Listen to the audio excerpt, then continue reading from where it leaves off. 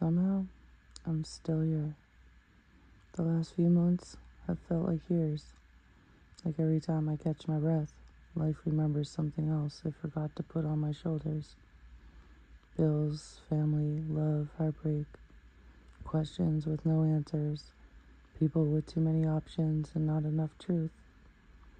I've been trying to pour from a cup I can barely keep full, trying to help everybody while quietly wondering who is going to help me. I've borrowed, I've struggled, I've cried over things I used to handle without a tear. And lately, everything touches my heart differently. Even my body is telling me, girl, you're tired. But my mind still sees something bigger. That's the crazy part. I can be sitting in the middle of what feels like nothing, with no clue how tomorrow is going to work itself out, and still see a life far beyond this one. I still see myself making it. I still see the woman I know I'm becoming. Then there's love. Lord, loving somebody and still feeling alone is a different type and a different kind of loneliness. Being told to call, then getting no answer. Being told one thing while your spirit keeps asking why something feels different. Wanting to believe the words because your heart loves them. But learning that love shouldn't leave you begging for consistency. So I stopped chasing answers that should have been given freely. Not because I stopped caring, because somewhere in these months I realized I have to care about me too. And while all of this was happening, life kept lifing. People talking, people watching, people knowing pieces of my story and acting like they read the whole book. But they didn't.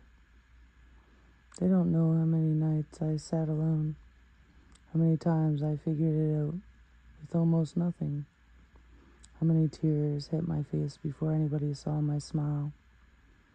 They don't know how many times I looked up instead of giving up, because that's where my strength comes from, Him. God has watched me walk through things I don't think I had the strength to walk through. And somehow, every single time I thought there was nothing left, something appeared. A way, a little strength, a little food, a little help, a thought, a word, a prayer, something. So maybe these last few months weren't here to destroy me. Maybe they were showing me what I can no longer carry, who I can no longer chase, what I can no longer ignore, and who I am when everything around me gets quiet, because I started writing again. I started listening to the woman inside of me, and she has a lot to say. She's tired, yes. She's emotional. She's been hurt. She's worried. She's trying to figure out how the hell she's going to make some of this work. But she's still here. She's still dreaming. She's still loving. She's still praying. She's still believing. And still looking at tomorrow like it belongs to her. And maybe that's my miracle. Not that life suddenly got easy. Not that everybody finally understood me. Not that every prayer was answered the way I wanted. But after everything, my heart still didn't turn cold. I still have the sight to see it, the heart to believe it, the mind to set me free.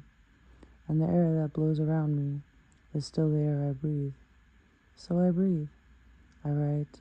I cry when I need to. I pray. And I keep walking, because yesterday doesn't carry itself into my tomorrow.